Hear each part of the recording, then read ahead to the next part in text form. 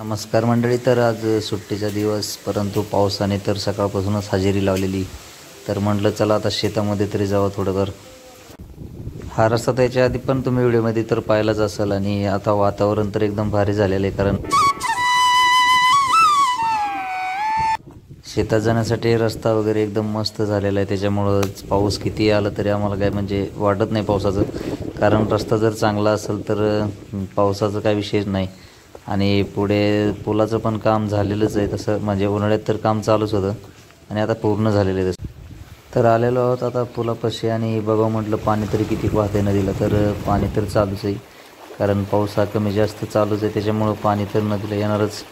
आणि इकडं बघावं म्हटलं पलीकडल्या साईडला पण आहे की नाही पाणी. मग तिथून हे पाईप सगळे पाईपलाईन झालेली, कारण तलाव आमच्या गावाकडं मोठा आहे ना, त्याच्यामुळं पाण्याचं शॉर्टेज काय राहत नाही आम्हाला. इथून दुसऱ्या शेताकडे जायचं होतं तर रस्ता तर एकदम भारीच होता, कारण बघू शकता तुम्ही. आणि पुढं भाऊ पण चालतोय, कारण हा शेतात जाण्यासाठी रस्ता आहे. काय रस्ता आहे बाबा, चालायला ये ना.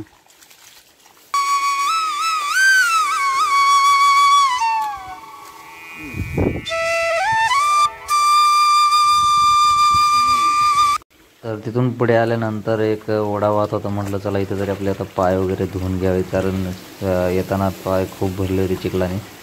तर म्हटलं धुवून घ्यावा. चालेल कोट्याकडे बरंच फिरून हे करून चला म्हटलं कोट्यावर. आता बघा सगळं पावसाने बरंच चांगलं झालेलं आणि नुकसान पण झालेलं आहे, यात काहीच नाही. किती पण पाऊस जरी असला तरी शेतातील माणसं तर काय बसून राहत नाही, त्याच्यामुळे आईवडील पण काम करतच होते. आणि ते मुगाच्या शेंगा जे वाळलेल्या होत्या ते तोडत होते. परत त्यानंतर बसण्यापेक्षा चला म्हटलं आपण पण थोडी काहीतरी मदत करावी. मग आडकीता आणला, नंतर त्याच्यात ते जे मुगाचं काडं जे असतं ते कापून घ्यायचं होतं, कारण जनावराला टाकण्यासाठी ते मधून कापावं लागतं, कारण खाली जे चिखल लागलेलं असते ते जनावराला खायला येत नाही. त्याच्यामुळे म्हटलं मग चला आपण तर थोडीफार मदत केली तर चांगलंच आहे. तर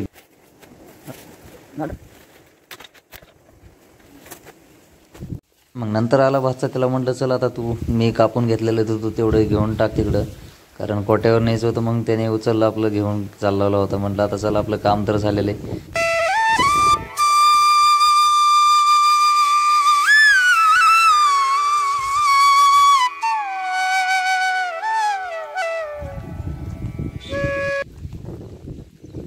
चला मित्रांनो, आता झालेलं आहे सगळं शेतात वगैरे फिरून. तर आता निघलो घरी. तर भेटू नंतर नेक्स्ट ब्लॉगमध्ये.